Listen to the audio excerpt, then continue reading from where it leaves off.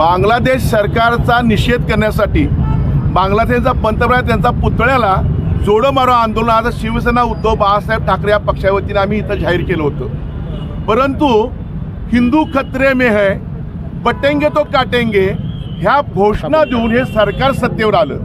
पण आज हिंदूंच्या हिंदुस्थानातच बांगलादेश सरकारच्या पुतळ्याला जोडे माराय नाहीत ही दादागिरी आता महाराष्ट्रात सुरू झालेली आहे आणि दुर्दैवानं हे पोलीस प्रशासनाने दादागिरी ह्या कोल्हापुरात सुरू केलेली आहे। आम्ही आमच्या पद्धतीने पुतळा तयार करून इथं आणला, आम्ही आमचे फलक आणले, ताबडतोब पोलीस अधिकारी त्यांची ताकद लावली, दादागिरी केली आणि पुतळे काढून घेतले, फलक काढून घेतले।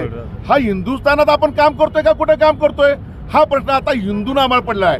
म्हणून हिंदू खतरे में आता खरं म्हणायला लागेल, खरोखर हिंदू खतरे में आलेले आहेत। एका म्हणतो ना मोठं बहुमत मिळाल्यानंतर काय घडू शकतं त्याचं उदाहरणही आहे।